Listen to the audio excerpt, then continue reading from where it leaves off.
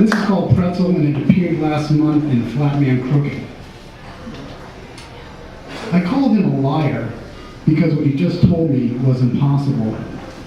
You can't smell cancer, I said. You don't want to believe me. Who would? But it's true. The waitress came over with a fresh round of drinks, bumping her hip against his shoulder. That's another reason I hated him. He could have any woman he wanted. In this bar, in our office, he was tall and had blue eyes and a bright smile that charmed everybody instantly. It's not impossible. They've shown dogs can do it. Why not me?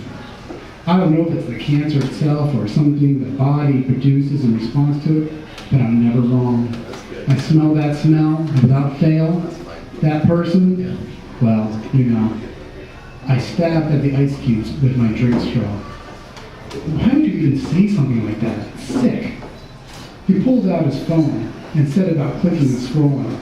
The flashy device was one of his perks for making junior partner. Never mind that I'd been with the firm 5 years longer, but was still stuck downstairs in the associates and contracts. Remember Cheryl Meyer? He knew I did. Cheryl and I had worked on a big oil spill case together. She died a few weeks ago after a 4-month battle with cancer.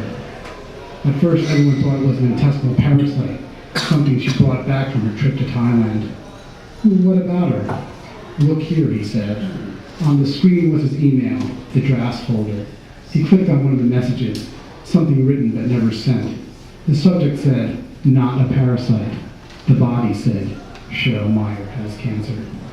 So look at the date. I squinted. The email was timestamped late April, weeks before Cheryl had shown the sign. The waitress came over, hip against shoulder again, and asked if there was anything else we needed, even though we barely touched our drinks. He beamed up at her. Maybe in a few minutes. I'm Jack, by the way.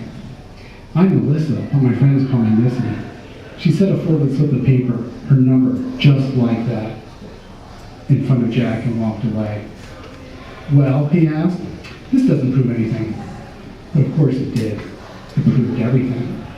Could he have faked that timestamp? The phone's date time settings were controlled by satellite. Even if he could, would he? How could you know?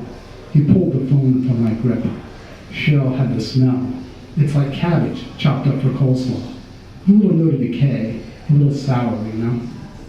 You didn't tell her? You didn't say anything? No, it wouldn't have mattered anyway. By the time I can smell, it's too late, too advanced, metastasized. She was a goner. I sank in my chair. He looked at me. I'm sorry, that was a careless thing to say. It's just that we're friends, you and me. We're one of the nicest people in the office. Everyone else is so aloof and self-involved. You're easy to hang with. I didn't mean to upset you, really. I'm sorry. Sorry, I echoed. The waitress came again, all bright and sparkly. When she saw my face, her smile dropped. Not the best time, Jack told her, and she left. I pulled the drink straw from my glass and twisted it into a loose knot, a candy-striped pretzel. So how much time do I have? Can you please tell me that? He shrugged. I don't know. You need to ask a doctor. I nodded and untied the straw. I tried to make it straight, but it was bent now. It would never be straight again. Thanks. That's all I got.